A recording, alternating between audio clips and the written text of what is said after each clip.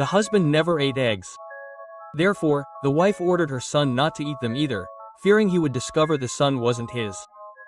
Therefore, she demanded that the son's eating habits be identical to hers. However, the cunning woman ultimately made a mistake. The CEO sensed something was wrong, and when he noticed the son looked less and less like him, he secretly took a sample of the child's hair to conduct a DNA test. The result showed the child was not related to him by blood.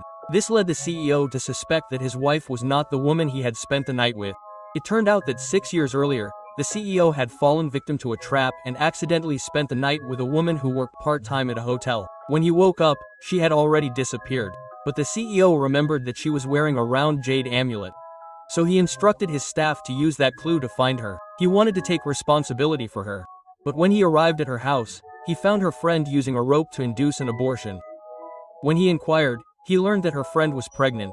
Her boyfriend had left her, and she had no money for an abortion. Her friend had decided to kill herself and the baby. The friend had planned this only to gain pity and deceive the woman into giving her money. Hearing this, the woman decided to lend her money. But the cunning woman realized the money wasn't enough and decided to steal the amulet and sell it. When the woman handed her the amulet, she went to the bathroom, and just then, the CEO arrived. Thinking she was the woman he'd spent the previous night with, he promised to take responsibility for her.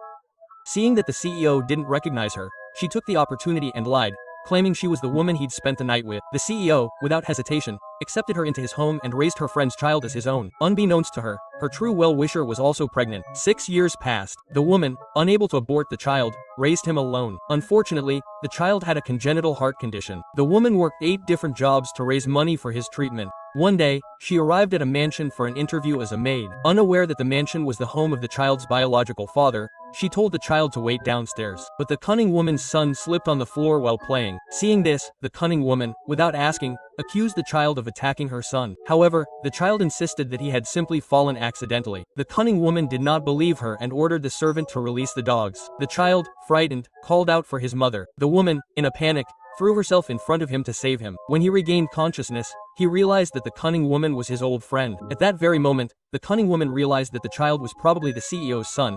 Fearing that the CEO would recognize him, he made an excuse that his son had slipped so that he could get the woman and the child out of there. But when the woman asked her son, she found out that her son was not at fault, but it was her friend's son who had made him slip and had let the dogs attack him.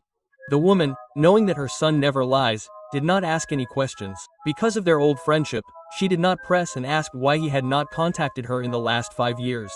But instead of answering, the cunning woman got angry and used this situation to humiliate him. She called the security so that they could catch the woman and slap her 100 times.